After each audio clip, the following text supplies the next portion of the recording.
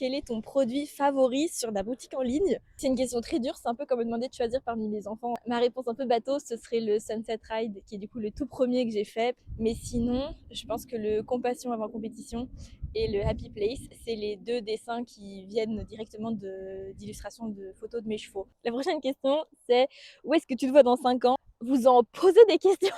Vraiment, j'en ai aucune idée. Peut-être que je serai en Argentine, dans un ranch, en train de faire la cow-boy. Ou peut-être que je serai dans les bureaux de Nina Blasband à Bruxelles.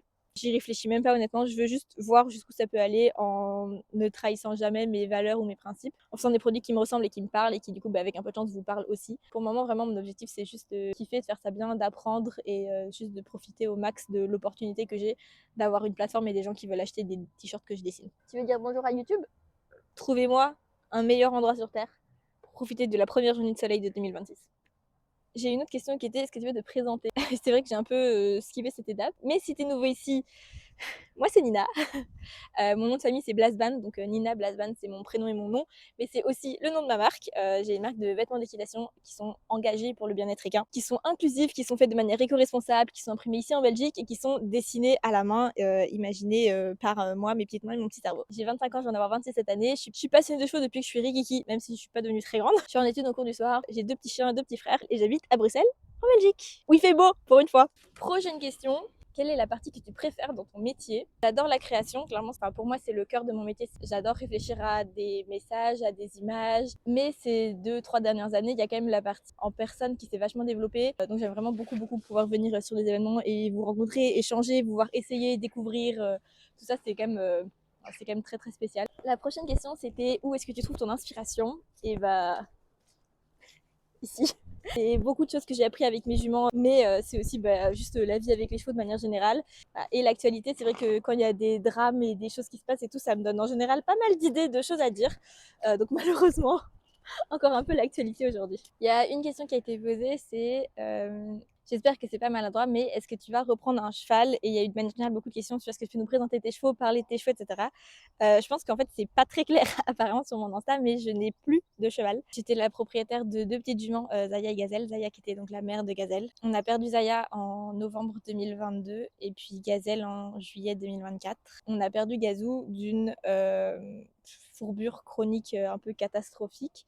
Ce qui s'est déclenché à ses 8 ans et jusqu'à ses 10 ans, on a vraiment tout fait voilà, pour passer au-dessus et pour l'aider à avoir une vie correcte derrière. Pas une question de montable ou quoi, mais juste qu'elle puisse avoir une qualité de vie correcte derrière et on n'a pas réussi.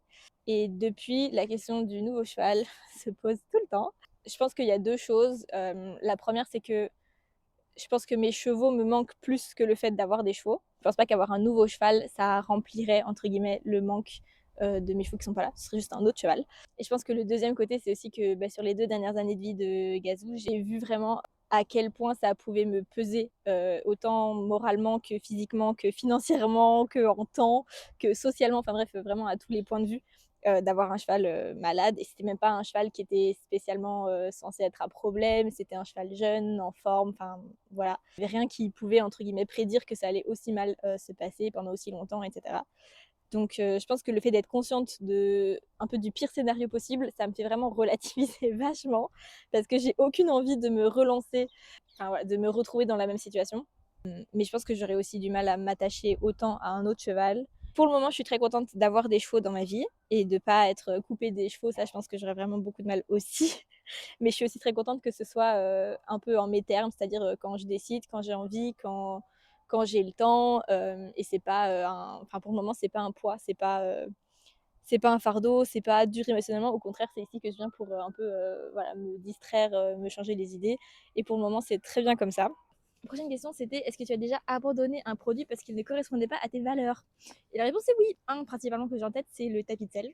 Alors, abandonner, c'est un grand mot. Je dirais pas que j'ai abandonné. Je pense juste que je suis vraiment dans la réflexion intensive de comment je peux le faire pour que ça corresponde à ce que je veux. C'est-à-dire, voilà, je trouve que faire un tapis qui est censé promouvoir le bien-être animal, mais qui ne correspond pas parfaitement à chaque cheval, c'est un peu contradictoire. Et faire un tapis qui correspond à chaque cheval, c'est pratiquement mission impossible.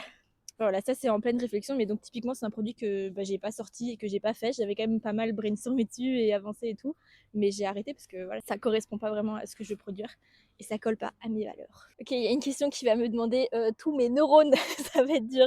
C'est est-ce que tu peux faire un récap de tes ambassadrices?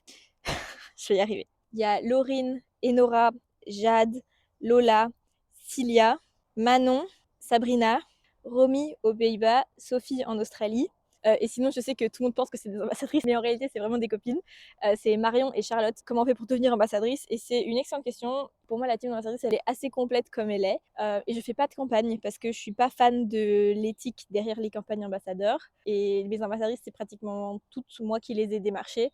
C'est des gens qui correspondent aux valeurs que je veux partager avec ma marque. Et donc, c'est beaucoup plus cohérent pour moi de le faire comme ça. Je leur offre une grande partie des produits. Il n'y a pas de rémunération financière autre que ça. Ne gagne pas d'argent sur vos codes promo. Elles ne gagnent pas d'argent tout court et il n'y a aucune règle. Vraiment qu'elles puissent faire du contenu comme elles le veulent et comme elles l'entendent, que ce soit naturel et que ce soit leurs avis sincères. Donc il y a vraiment, il n'y a aucune pression dessus. Il n'y a pas de minimum de story, de minimum de réel ou de voilà, il n'y a vraiment rien du tout. Donc tout ce que vous voyez qui est partagé, c'est spontané et c'est naturel et c'est sincère. Et pour moi, ça c'est quand même très important parce que c'est quand même des personnes chez qui vous pouvez vous référer par rapport à quelle taille vous voulez, quel modèle vous voulez, qu'est-ce qui vous correspond le mieux. Donc je pense que c'est hyper important qu'elles puissent communiquer vraiment 100% honnêtement là-dessus. La question d'après, c'est comment est-ce que tu as appris à dessiner? Et alors, là, j'ai pas vraiment de réponse. Je pense pas que j'ai appris à dessiner. Par contre, je sais à quoi je veux que ça ressemble dans ma tête et je sais que j'arrête pas de dessiner tant que ça ressemble pas à ce que j'ai dans ma tête. Il y a une autre question qui était quel type de marquage tu utilises sur tes vêtements?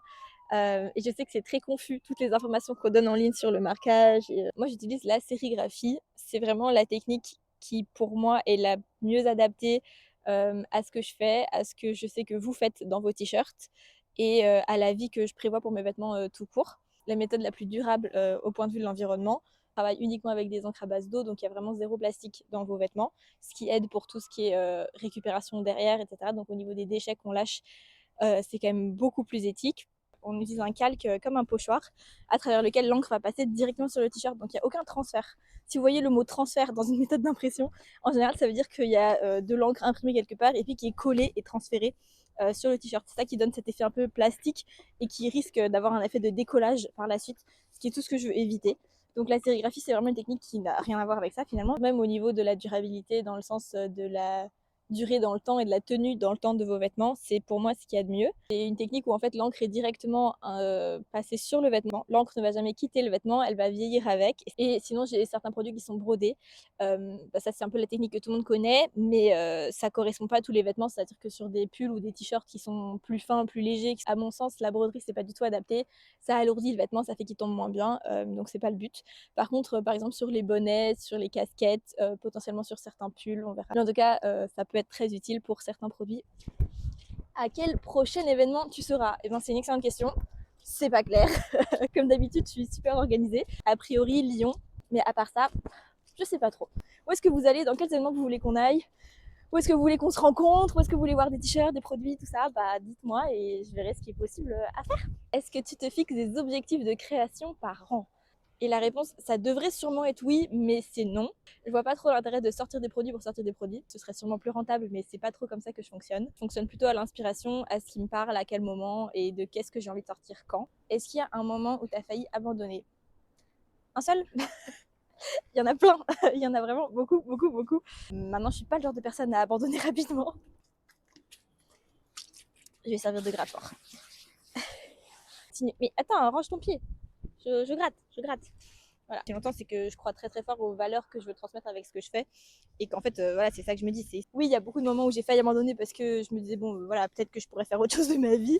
Mais finalement, les valeurs que je veux transmettre avec tout ça, elles bougent pas, elles sont là.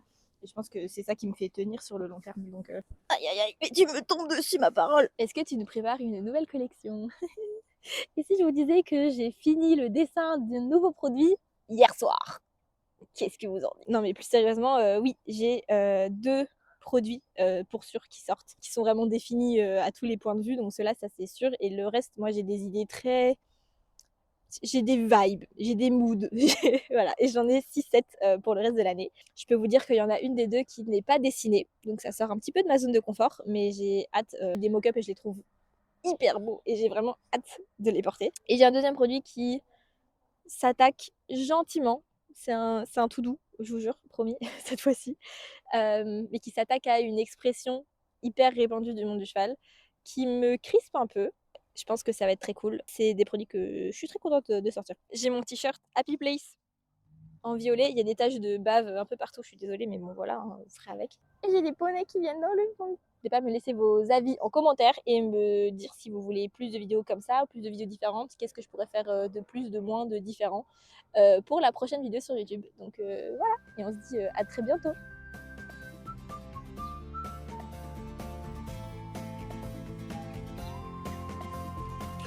Je vais voir si elle est bonne.